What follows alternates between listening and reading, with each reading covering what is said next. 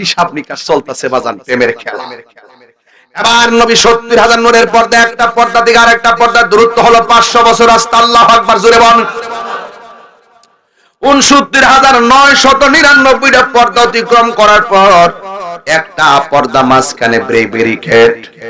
একজন লোকে ডাক দিয়ে কিফিয়া মুহাম্মদ ইন্না রাব্বাকা ইউসাল্লি, ও নবী একটু দাঁড়ান, আপনার রব পর্দার ওই পারে নামাজ পড়তেছে। আমি যখনই উযু করি, উযু কইরা 2 রাকাত নামাজ আমি আদায় করি। 2 রাকাত নামাজ আদায় করার পর আল্লাহর কাছে বলি, আল্লাহ, ও আল্লাহ, সব সাহাবীরা নবীর কাছে বসে কথা কয়, ও আল্লাহ গো, আমি নবীর কাছে যাইতে পারি না, নবীর কাছে আমি শরমে যাই না।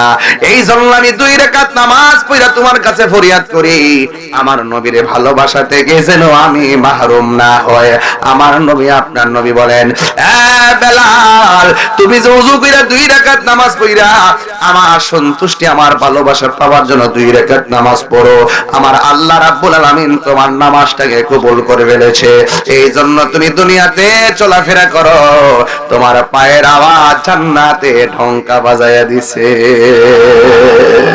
আল্লাহু আকবার, কর না কেন? তাইলে বোঝা গেল স্পেশাল কিছু কাম আছে।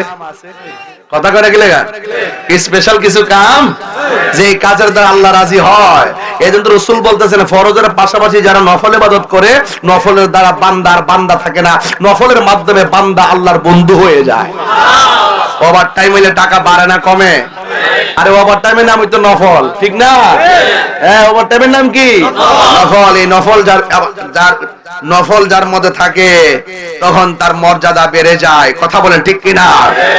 ওই নফল ইবাদত করবেন। আমার নবী বলে, আমি দেখেছি জান্নাতের ভিতরে বেলালের পায়ের আওয়াজ শুনে যায়। এরপরে আমার আল্লাহ নিয়ে গেলেন জাহান্নামে। ওই জাহান্নামের মধ্যে গিয়ে দেখলাম পুরুষের চাইতে বেশি বেশি মহিলা দেখা যায়। এবার নবীকে প্রশ্ন করি, ইয়া রাসূলুল্লাহ, নবী গো, পুরুষের চাইতে মহিলা বেশি দেখা যায়, কারণটা কি? কয় 2টা কারণে মহিলারা বেশি জাহান্নামে জ্বলতেছে। 1 নম্বর, মহিলারা শুকরিয়া আদায় করে না। 2 নম্বর, মহিলারা কসম বেশি খায়। এবার নবীরে প্রশ্ন করে, ইয়া রাসূলুল্লাহ, মহিলারা যদি বেশি জাহান্নামের মধ্যে হয়, তাহলে মহিলারা জাহান্নাম থেকে বাঁচার উপায় কি? আল্লাহ ডাক দিয়ে, ও আমার নবী ডাক দিয়ে, গো পৃথিবীর মহিলারা, শুনে রাখো, তোমরা যদি জাহান্নামের আগুন থেকে বাঁচতে চাও, বেশি বেশি করে দান সদকা করো। এই দানের মধ্যে বরকত আছে না নাই? এই মাহফিলটাতে অনেকে দান করেছে, এমন লোক আছে না নাই? আপনি মনে করবেন না দান করার কারণে আপনি লস হয়েছে, না না।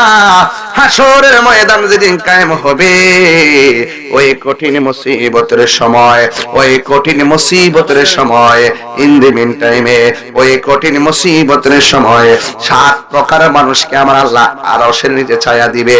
এর মধ্যে 1 শ্রেণীর মানুষ হলো ন্যায় বিচারক, 2 নম্বর মানুষ হলো যারা দান করে। আপনারা জবান খুলে বলেন, দান করার দরকার আছে না নাই? আস-সাখিয়ু হাবিবুল্লাহ, দানশীল ব্যক্তি আল্লাহর বন্ধু। সুবহানাল্লাহ করে রে। এই জন্য আমার নবী বলেন, ও মহিলারা, বেশি বেশি করে দান সদকা করো। বেশি বেশি করে দান সদকা করলে আমার আল্লাহ রাব্বুল আলামিন তোমাদের গুনাহগুলো maaf করে দিবে। আল্লাহর হাবিব বলেন, আমি জান্নাত দেখলাম, জাহান্নাম দেখলাম। ইয়া আইয়ুহান নাবিয়্যু ইন্না আরসালনাকা শাহিদাও ওয়া মুবাশশিরাও ওয়া নাযীরা। আল্লাহু আকবার। আল্লাহ রাব্বুল আলামিন হাবিব জান্নাতের শুভ সংবাদ দিয়েছেন, জাহান্নাম থেকে ভীতি প্রদর্শনকারী হিসেবে পাঠিয়েছেন। এরপরে আমার নবী রাহমাতুল লিল আলামিন তিনি 70,000 নূরের পর্দার ভিতরে ঢুকলেন, যেখানে জিবরাইল নাই, যেখানে মিকাইল নাই, যেখানে ইসরাফিল নাই, যেখানে আজরাইল নাই, হারুত নাই, মারুত নাই, কেউ নাই। সব ফেরেশতা যেখানে যাইতে পারে না, গেলে নূরের পর্দা জ্বলে যাবে। আমি তাহিরি ওয়াজ করলেই বলো, আমি বানায় বানায় কই, তোমরা তো মেরাজের ওয়াজ করলে সিদরাতুল মুনতাহার উপরে যাও না। সিদরাতুল মুনতাহার উপরে ওয়াজটা লইয়া গেলেই আমার নবীর নূর মান্না ওয়াজ করা লাগে বেরে সোনার চান। লাগছিনি আগুনটা? নাইলে কি বাঁচার পথ আছে? জিবরাইল কয়, ইয়া রাসূলুল্লাহ, আমি যদি যাররা পরিমাণ সামনে যাই, আমার 600 ডানা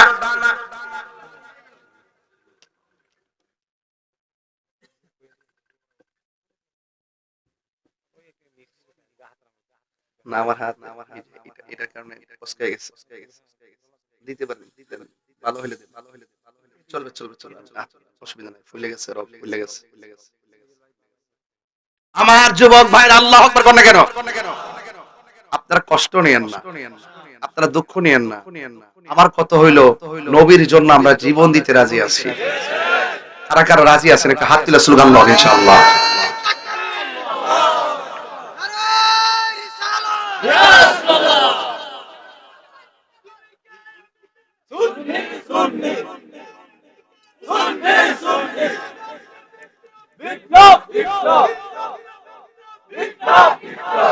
আল্লাহ যখন ছিল একা, নাহি ছিল কোন সখা, তখন আল্লাহ প্রকাশিতে চায়। আল্লাহ হাকিকতের নূর দিয়া হাবিবের নূর করলেন পয়দা, জোশ মারিলেন এশকের দরিয়ায় গো, সময় যায় পড়ো দরুদ নবী মুস্তাফা। কি মুরব্বি আব্বারা মনে আসেনি ওইটি? আল্লাহ মুহাম্মদী নূর হইতে আপনি আল্লাহ পাক জাতে সৃষ্টি করলেন তামাম দুনিয়া। আমার নবী যদি না হইতো, কিছুই পয়দা না করিত, অন্ধকারে থাকি তদরাই রে, সময় যায় বড় দরুদ নবী মুস্তাফা।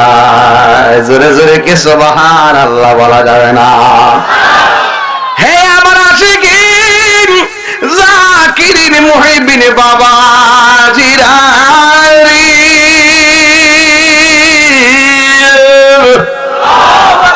ও শরাফতের বাবা 70,000 নূরের সুবহানাল্লাহ করে রে।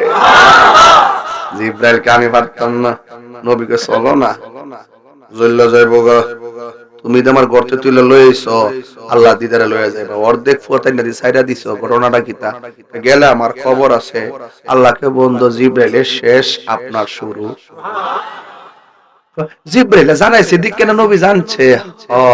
মৌলবী ইদ্দলি বুঝিছো, জিবরাইল জানাইছে দিক কেন নবী জানছে? ওমা গো, তো লিহান জিবরাইলের শেষ। এরপরে যে গেল নবীজি যাইতে যাইতে যাইতে যাইতে যাইতে যাইতে কই যে গেছে, গিয়াছে কত বছর থাকছে আমরা দেখছি, কয়েক সেকেন্ড বলে সিকল বলে লটকাছে। হাকিকতে দি 27 বছর কাটাই দিয়েছে প্রেমের খেলা খেলতে খেলতে। মৌলবী তুই তো শরীয়তের পিস্টলে বই রইছিস বাবা, হাকিকতের খবর নাই, মারিফাতের খবর নাই, তবে দুষ্টিরা আওয়াজ বুঝছ না বড় না পারলে আমি জানি না সাফাজি করস কি লাগা জাত ফলে নাম্বার কথা ঠিক না ঠিক না পারলে আমি জানি না, আমি বুঝি না, ওরে দে সিদরাতুল মুনতাহা পর্যন্ত যাওয়ার পরে 5 ওয়াক্ত নামাজ দিছে, মার সামনে যান প্রেমের আগুন চলে দ্বিগুণ রে, সরাপতি বাবা জলদি নেবে না। হাত ওইদের কি ফুলটা ফুলছে খেয়াল করছেন? হাত বান্ধিবি, পা বান্ধিবি, মন বান্ধিবি কেমনে, যাকে এদিকে যাইতাম না গেলে কমেন হুজুরে ফাতলা ওয়াজ করে, এদিকে গেলে কমেন হুজুরে ফাতলা মারে। ফাতলা মারামারি দরকার না, হাকিকতের কথা বলার দরকার।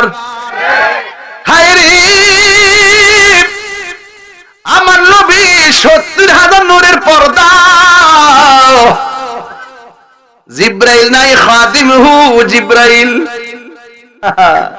নবীর খাদেম জিবরাইল আলাইহি ওয়াসাল্লাম নাই নাই কিছুই নাই। নবীকে জিবরাইল তুমি আল্লাহর কাছে কিছু চাইবানি কইয়া দাও, সুবহানাল্লাহ কইনা রে, আমি কিছুই চাই না, আমার 600 ডানা ফুলসিরাতের উপরে বিছাইতাম চাই, আর কিছু চাই না। নবী ডাক দিয়া কয় কিছু না চাইয়া কেন, তোমার ডানাগুলো বিছাইতেছাও, জিবরাইলের ডানা কয়টা? একটা ডানা যদি বিছায়া দেয় সারাটা পৃথিবী গালিচা হয়ে যাবে, এত বড়।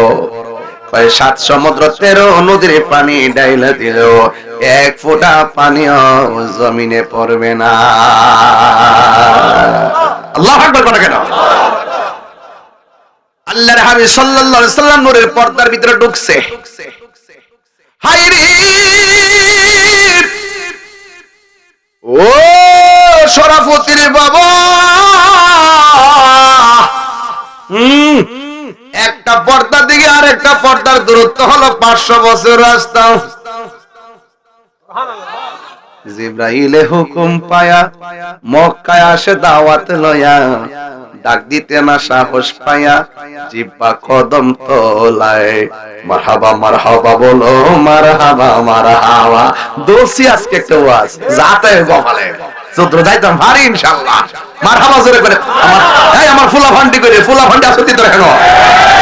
এই বেটা আওয়াজ করে কও বাবা না, নবীর মেরাজ কি স্বপ্ন না বাস্তব?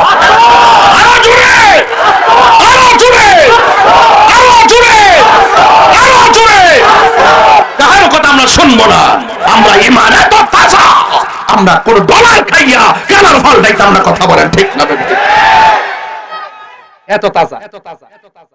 টাকা খাইয়া সুন্নিরা ঈমান বিক্রি করে না, ঠিক না বেঠে? লড়াই করলে বাঘের বাচ্চার মতো লড়াই করে, গায়ের জোরে লড়াই হবে না, দলিলের জোরে লড়াই হবে, কথা বলেন, ঠিক না? কয় শত পর্দা? 70,000 কয় হাজার? এটা কি সাধারণ কথা? একটা পর্দা থেকে আরেকটা পর্দার দূরত্ব 500 বছরের রাস্তা। সুবহানাল্লাহ কয় না গেলে? যেখানে কেউ যায় না সেখানে আমার নবী। সুবহানাল্লাহ। দুইটা ফেরেশতারে আল্লাহ এখানে বন্দী রাখছে। ওইটা আল্লাহ কয় ও ফেরেশতারা মাপ পাইবে, একটা শর্ত আছে। কয় কি? এই রাস্তা দিয়া যেদিন নবী আইব, নবীরে সালাম দিলেই তোরা মাপ পাওয়া যাবি। এখন বলবেন হুজুর তারা কারা? তারা হলো ওই সমস্ত ফেরেশতার দল। আল্লাহ যে কইছিল আমি দুনিয়াতে প্রতিনিধি পাঠাবো, তোমরা কি কও? ফেরেশতারা কইছিল পাঠাইবার কি দরকার, আমরাই তো যথেষ্ট। আল্লাহ কইছে আমি যাহা জানি তোমরা তা জানো না। এই যারা কইছে কি দরকার, আল্লাহ আটকায় রাখছে নবীরে সম্মান। মারাত্মক হিসাব নিকাশ চলতেছে বাজান, প্রেমের খেলা। এবার নবী 70,000 নূরের পর্দা, একটা পর্দা থেকে আরেকটা পর্দার দূরত্ব হলো 500 বছর রাস্তা। আল্লাহু আকবার জোরে বল। 69,999টা পর্দা অতিক্রম করার পর একটা পর্দা মাঝখানে ব্যারিকেড। একজন লোকে ডাক দিয়ে কিফিয়া মুহাম্মদ ইন্না রাব্বাকা ইউসাল্লি, ও নবী একটু দাঁড়ান, আপনার রব পর্দার ওই পারে নামাজ পড়তেছে। কিন্তু আল্লাহর ক্ষেত্রে ইউসাল্লি বলা যাবে না, নামাজ পড়তেছে বলছে যে এটা কিন্তু অর্থ হয় নাই। কিন্তু আল্লাহর ক্ষেত্রে যখন সালাত শব্দ উচ্চারণ হবে, এই সালাত মানে হলো নবী আপনি একটু দাঁড়ান, আপনার রব পর্দার ওই পারে, আপনি যে আসতেছেন এই মর্মে আপনার শান মান বয়ান করতেছে। ওয়াজ বুঝেননি? সালাত মানে এটা নামাজটা কইছি আর কি, আসলে এখানে সালাত তো নামাজ নয়। সালাত কখনো ইস্তেগফার, সালাত কখনো দোয়া, সালাত কখনো দরুদ, সুবহানাল্লাহ। আমার যুবক ভাইয়েরা, এখন আমারে প্রশ্ন করবেন তাহির হুজুর একটা ফেস লাগাইছে আয়েশা সভাপতি। আমরা শুনেছি নবী মেরাজ থেকে এসে আবু বকরের কাছে বলার পরে আবু বকর বিনা দলিলে বিশ্বাস করার পরে সিদ্দিক হয়েছে। তাহলে 70,000 নূরের পর্দার ভিতরে আবু বকর গেল কেমনে? আসলে আবু বকর যায় নাই, আমার নবীকে রিসিভ করার জন্য আল্লাহ একটা ফেরেশতা বয়া রাখছে। তোর কাম হইলো নবী আইবো, তুই রিসিভ করবি। ও মিকাইল তোমার কাম হলো এটা, জিব্রাইল তোমার কাম হলো এটা। ও ইসরাফিল একটা সিংহা ফু দিবার লাগা বয়া থাক, হুকুমের আগে আওয়াজ বাজাইস না। আর ওই ফেরেশতাদের আল্লাহ বয়া রাখছে, তোর কাম হইলো নবী আইলে নবীর রিসিভ করবি।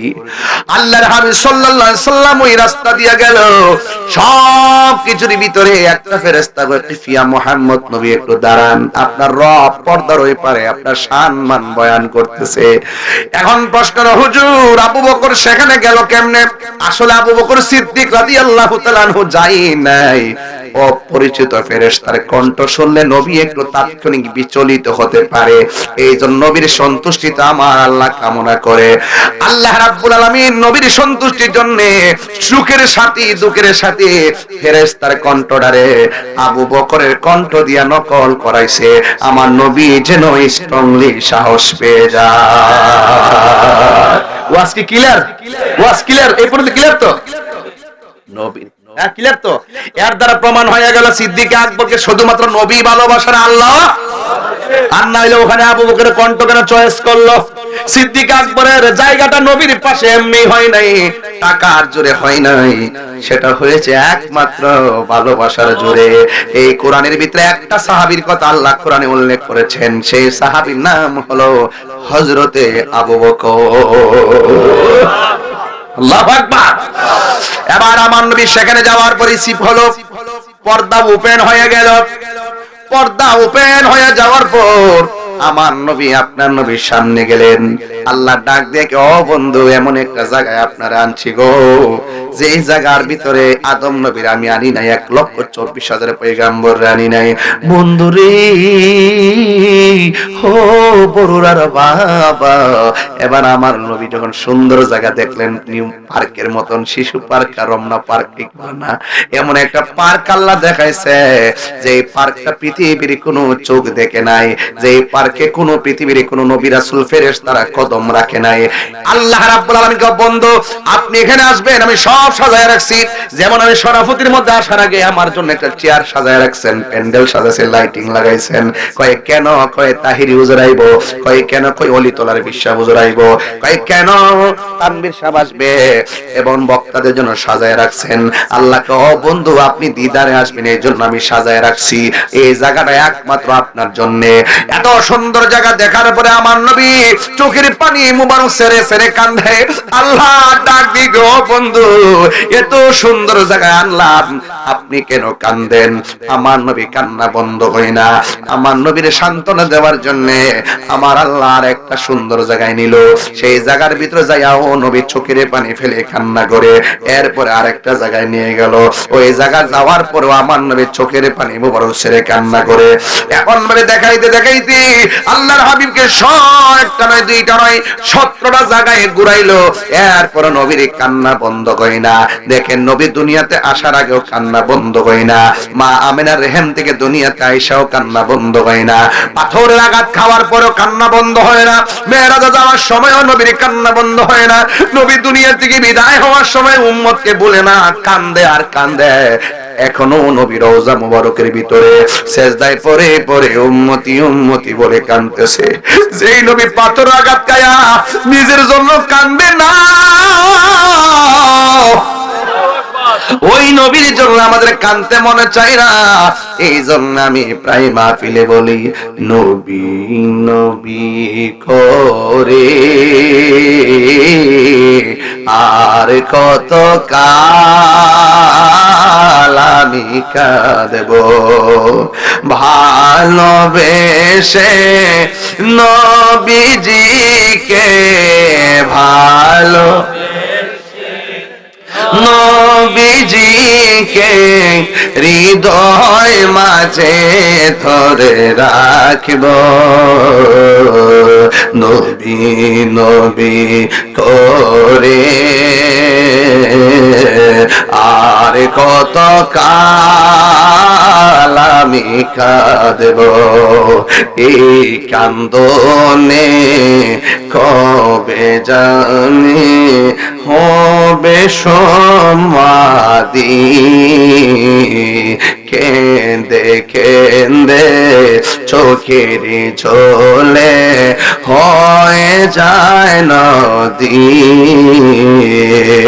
তোমার পাগল বলে লোকে মন্দ বলে, তোমার পাগল বলে লোকে মন্দ বলে বলুক তোমায় ভালোবাসবো, নবী নবী করে আর কত কাল আমি দেখ সবাই ভালোবেসে নবীজিকে ভালো হৃদয় মাঝে ধরে রাখব, নবী নবী করে আর কত কাল আমি কাঁদব। জোরে জোরে কি আল্লাহু আকবার বলা যাবে না? বন্ধুগণ, নবীর 17টা জায়গায় ঘুরাইছে, উম্মত বলে নাই। আজকে নবীর বিরুদ্ধে যারা কথা কয়, খবরদার লিখে রাখেন, এরা কোনোদিন নবীর শাফাত পাবে না। জোরে কোন ঠিক কি? আল্লাহ যদি কয় নামাজ পড়ছত নি, আমরা কেমন পড়ছি, কবুল হয়েছে না, কিছু করার আসেনি। আল্লাহকে রোজা রাখছত নি, আমরা কেমন রাখছি। আল্লাহ যদি কয় কবুল হয়েছে না, কিছু করার আসেনি। আল্লাহ যদি কয় যাকাত দিছত নি, কয় দিছি। আল্লাহ যদি কয় কবুল হয়েছে না, লোক দেখাবার লাগে দিছত, আমি তো জানি। আমলের খাতা শূন্য হইয়া গেছে। এখন আপনি কেমনে হাসরের ময়দানে উঠবেন? আপনি কইবেন নামাজ আমল টামল যদি কবুল না হয়, এটার গ্যারান্টি দিতে পারতাম না। ওই একটা গ্যারান্টি দিতে পারুম, আমরা আল্লাহরে আর আমার নবীরে জানের চাইতে বেশি ভালোবেসেছি। কিছু নিয়ে উঠতে পারি নাই, নবী লইয়া উঠছি।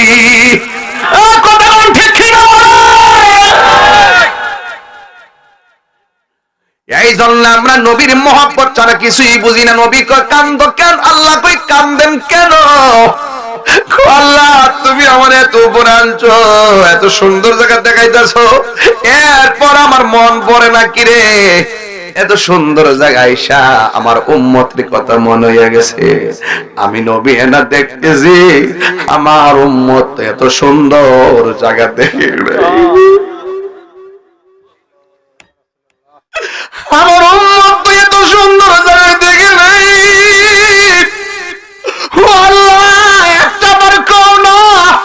আমার উম্মতের নসিবে এমন সুন্দর জায়গা দেখা ভাগ্যে জুটবে নি।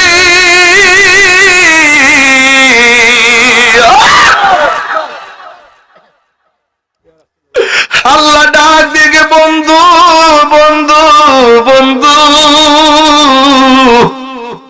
আপনি কাল্লা আমি বড় কষ্ট, আপনার সন্তুষ্টি আমার সন্তুষ্টি। বন্ধু কাঁদেন না, আপনি উম্মতের জন্য কাঁদেন। আপনার উম্মতকে যায়া বলবেন 5 ওয়াক্ত নামাজ পড়ার জন্য। এরা যখন 5 ওয়াক্ত নামাজের মালা গলার মধ্যে লাগাইব, আমি আল্লাহ কথা দিলাম, এই 17টা জায়গা ঘুরাইয়া ঘুরাইয়া আপনার উম্মতের ডান হাতে জান্নাতের টিকিট দিয়ে দিব। আর জোরে জোরে করুন সুবহানাল্লাহ। তাইলে নামাজের দরকার আছে না নাই? আর বড় করে আছে না নাই? ও বন্ধু, আমার নবী আপনার নবী কয় যে ব্যক্তি নামাজের জন্য রেডি হয়, রেডি হওয়ার পরে যখন ওযু করতে যায়, ওযু করার সময় যখন বিসমিল্লাহ পড়ে, ফেরেশতারা লাইন দিয়ে আসমানে দাঁড়ায় যায়। যতক্ষণ ওযু চলে, ফেরেশতারা ততক্ষণ তার জন্য গুনাহ মাফ চাইতে থাকে। কি বুঝলেন? ওয়াজ বুঝতেছেন তো? ওয়াজ কি বুঝতেছেন আপনারা? তাইলে ওযু করার সময় তারতিব দরকার আছে না নাই? নাকি তাড়াহুড়া করবেন? না, খবরদার, ওযু না হলে নামাজ হয় না। কথা কোন ঠিক কি না? এরপরে আমার নবী বলেন, যখন কোন ওযুকারী ওযু করার সময় হাতটা 3 বার ধৌত করে, তার জীবনে হাত দিয়ে যত গুনাহ করেছে আমার আল্লাহ ওযুর পানির সঙ্গে জমিনে ফেলে দেয়। এরপরে যখন কুলি করে, কুলি করার সময় যখন গড়গড়া করে কুলি করে, এই মুখ দিয়া কুলি কইরা পানি ফেলে দেওয়ার পর যত মুখ দিয়া গুনাহ করেছে সব গুনাহ নিচে ফেলে দেয়। মুখমণ্ডল ধৌত করলে চোখের গুনাহ ফেলে দেয়, হাতের গুনাহ ফেলে দেয়, পায়ের গুনাহ ফেলে দেয়। আল্লাহর হাবিব বলেন লাস্টের শরীর থেকে যে ফুটাটা ঝরবে এটা পায়ে থেকে হতে পারে, হাত থেকে হতে পারে, দাড়ি থেকে হতে পারে, কানের লতি থেকে হতে পারে, চুলের গোড়া থেকে হতে পারে। লাস্টের যে ফুটাটা ঝরে এই ফুটাটার সাথে আমার আল্লাহ তার সব গুনাহগুলি মাটিতে ফেলে দেয়। এরপর আরেকটা খবর আছে, কইতাম নি বাজান, আরো জোরে কইতাম নি রে বাজান। যখন মানুষ ওযুটা শেষ কইরা আসমানের দিকে তাকাইয়া কালিমায়ে শাহাদা পড়বে আমার আল্লাহ তার জন্য 8টা জান্নাতের দরজা খুলে দেয়। তাহলে এমন নামাজ আমরা চাই কি চাই না? নামাজ পড়ো রে হুজুরি কলবে, নামাজ পড়ো। হুজুরি কলব তো বুঝে না, মশা কামড় মারলে ধপ্পা মারতো জায়গা। আবার নামাজের ভিতরে থাকতে মোবাইল টোবাইল বন্ধ করতেছে, নামাজের থাকতে কোয়েলটা লাগাস না রে, মশা ধরে লেছে রে নামাজের থাকা। ও এই নামাজ না। আবার নামাজের সময় দেখবেন প্রথম কাতারে যায় হারো ইমাম সাহেব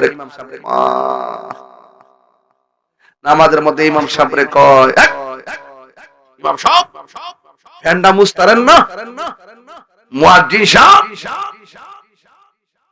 আজকে দি মসজিদে ঝাড়ু দিছেন না, মন ডাক জুতাটা খুলে গালটা খুলে ইমাম সাহেবরে তমক, ইমাম সাহেবরে তমক, 5 টাকার বেতন দেন না 20 টাকার তমক। ইমাম হলো সমাজের বড় নেতা, কথা কোন ঠিক না? আরো বড় ঠিক কি না বলেন? ইমাম সমাজের নেতা, ইমাম সাহেবের সাথে সম্মান দিয়ে কথা বলতে হবে, মুয়াজ্জিনের সঙ্গে সম্মান দিয়ে কথা বলতে হবে। রাসূল বলেন হাসরের মাঠে অসংখ্য মানুষের ভিড়ে অসংখ্য চেহারা উপরে নূরে চমকাবে, জিজ্ঞাসা করবে তারা কারা? তাদেরকে চিনো না? এরাই তো তোমাদের ঘুম ভেঙেছিল। আসসালাতু খায়রুম মিনান নাওম,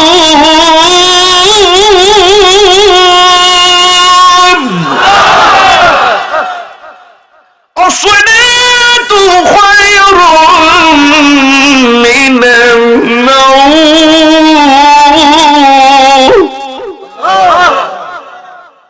যাদের চেহারা উপরে চমকাচ্ছে, নূরে চমকাচ্ছে, এরা সাধারণ কেউ না, এরা হলো দুনিয়ার মুয়াজ্জিনের দল। আজকে মুয়াজ্জিন আপনি ধমক মারেন, মুয়াজ্জিনের সম্মান কত আপনি জানেন? আপনি জানলে মুয়াজ্জিনের স্যান্ডেল গুলো জিহ্বা দিয়ে পরিষ্কার করে দিতেন।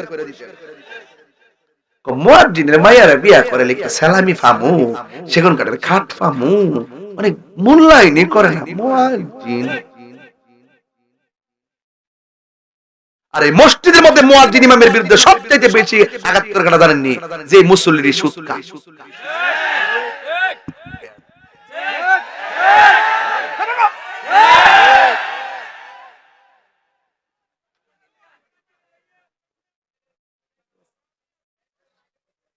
কথা বলো না কেন? আপনার ডরাইলে আমি ডরাই না মিয়া। একটা সুদখোর কোটি টাকার মালিক হইতে পারে, কিন্তু মসজিদের সভাপতি হওয়ার যোগ্যতা তার না। 5 টাকার বেতন দেনা 10 টাকার জারি মারে, আমার দাঁত ফেলা দিতে হবে।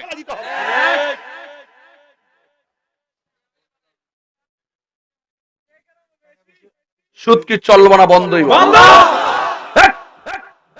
বেশি মানে এই গ্রামে যা খাইছে খাইছে, আর চলবে না।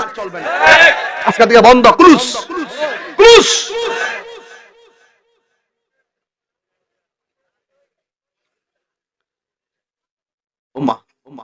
সুদরোজ করেছি বলে আপনারা ভয় পাচ্ছেন? এক মৌলবী আমাকে বলে হুজুর এখন দেশের পরিস্থিতি ভালো না, আমি সুদের ওয়াজটা কম করেন। আমি কে তোমরা 400 বছর বেঁচে থাকো বাবা, আমি সুদের ওয়াজ করে কালকে মরে গেলেও দুঃখ না।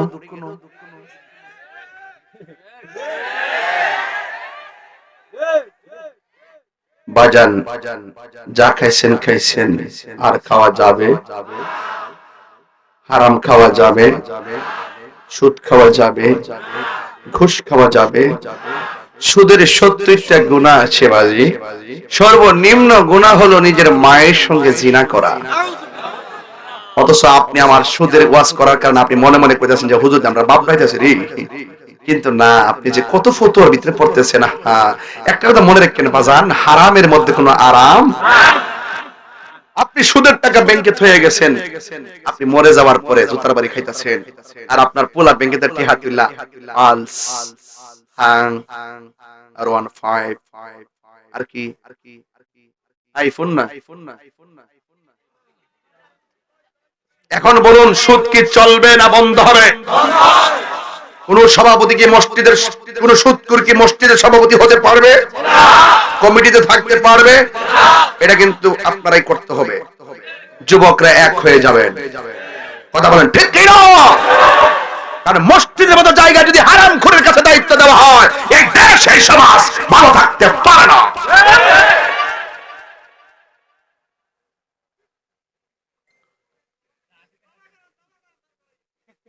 কে কে সুদ খান হাত তোলেন। একজন কিন্তু না, সব আল্লাহর ওলি, একদম পরিষ্কার, দুধের মতো পরিষ্কার। দুধে বাজ আছে, এদের চলার মধ্যে কোনো বাজ নাই। সুদ খাওয়া যাবে, আরো জোরে যাবে। হালাল না হারাম? আরো বড় করে হালাল না হারাম? আমরা লাগে দেখি খেত আছে না, ধান খেত আছে না, ধান ক্ষেত যখন লাগাই বাজান দুপুর বেলার খাউনটা যেন বাড়িতে বেরো লইয়া যা, ক্ষেতের আইলের মধ্যে বইয়া যদি ভাতটা খায়, কি যে দেখে লুল পড়তেছে জিভ বা গুরাস কিনলে গিয়া। আমি ইয়ার কথা কইতাছি, দূরে বেটা পানি পড়ে, বুঝাইছ না আমারে?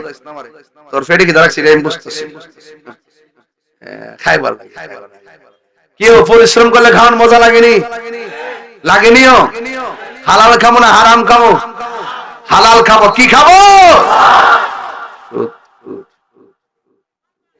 আমার সুদের ওয়াজ খুব ভালো লাগে বাজান, মোটামুটি সাইজ করতে পারি। এই জন্য একজন আমার কয় হুজুর সুদের ওয়াজ এত কঠিন ভাবে করেন, ঘুষের ওয়াজ দিয়ে করেন না। আঙ্গদেশের কিছু সর্দার আছে দেখবেন চোখ টিপ দিয়া বিচার ঘুরাইলা, ঘুষ খেয়ে কথা বলেন, ঠিক না বলেন? আবার কিছু মৌলবী আছে, মসজিদের ইমাম টিমাম দেখেন, কিছু মৌলবী আছে হেরা দেখবেন পরিষ্কার তালাক হয়ে গেছে, গা টিয়া খায়া জিনার সারা লাগাই দেয়। আসেনি আসেনি আসেনি? হুজুরের মধ্যে আছে, ফতোয়া ফারেজ করে উল্টা পাল্টা, আবার এটার মধ্যে জানালার মধ্যে আছে। আপনি যাই বলেন না কেন, আমরা ঘুষ খাবো। আর রাশি ওয়াল মুরতাশি কিলাহুমা ফিন্নার, যে ঘুষ খাইবো যে ঘুষ দিব দুটোটাই জাহান্নামের আগুনে জ্বলবে, দুটোটাই জাহান্নামের আগুনে জ্বলবে। কথা বলেন ঠিক কি না? এই কারা কারা হালালের পক্ষে? হালাল খাবেন, হালাল হালাল হালাল, দরকার হয় শুটকির বক্তা দিয়ে খাবো, কথা কোন ঠিক না বেঠে? কিন্তু সুদের টাকা লাগাইয়া বিদেশ যাব, সাবধান করে দিলাম। অনেকে বিদেশ যাওয়ার সময় সুদ লাগায় যা, তখন বিদেশ যায় চাকরি না পাইলে আমহারা সালাও হারায়, লাস্টে বিদেশ থেকে ডিপ্রেশন, আত্মহত্যা করে। এমন লোক আছে না নাই? দরকার হয় আপনি দেশে থাইকা মুদিমালের দোকানে চাকরি করবেন, মাসে ৮,০০০ টাকার, কথা কোন ঠিক না বেটি? ৩ ভাই থাকলে ৩ বার চাকরি করবেন, ৩,২৪,০০০, ঠিক আছে কিনা? এই টাকাগুলো জমাইবেন, জমায় ৩ ভাইয়ের টিহাতে ১ ভাই বিদেশ যাইবেন, দেখবেন ঋণের চাপ থাকতো না। হালালের কারণে আল্লাহ আপনাকে বরকত দিবে, কথা বলেন ঠিক না বেটি? আপনারা আমার লাগে দোয়া করেননি? কেউ দোয়া করেননিও? আমি বললাম সব মাহফিল বাদ দালাইছি, এই মাহফিলটা যে কেমনে আইছি আল্লাহই জানে, কোন তাবিজ করছেন। হিসেবে দেওয়ার কথা না, বাংলাদেশের সব মাহফিল বন্ধ করছি, এরপর আইসি বাজান। আপনার যে বিশ্বাস আছে যে আমি আমু, এটা কিন্তু খুব খুশি হয়েছি ইনশাল্লাহ। না এলে অবশ্যই মিস করলাম, এলে আপনারাও আমাকে ভুল বুঝতে দিলে। যাই হোক, আমি আবার বলে রাখি, 12ই ফেব্রুয়ারি পর্যন্ত আমি পারতাম না বাজান। আমি একটা দিন মানিয়ে যে আজকে আমার অনেক মিটিং বাদ গেছে, অনেক কাজ, রাত্রেবেলা অনেক বিশেষ কাজ, দিনের বেলা সংযোগ, অনেক কষ্ট। আমি চেষ্টা করতেছি সুন্নিদেরকে বলবো এই সুযোগ কিন্তু আর আসবে না। আর 53 বছর হয়তো না, এখন যদি না বুঝো শেষ, কথা কোন ঠিক না বেটি? আমরা ভোট নিয়ে তো সবাই অনেক কিছু করে, কিন্তু আমরার দুঃখ কেউ বুঝে? দুঃখ বুঝে না। এই জন্য এই যুবক, এই নামাজ দরকার আসেনি, কথা কোন আসেনি? গানটা দরকার আসেনি?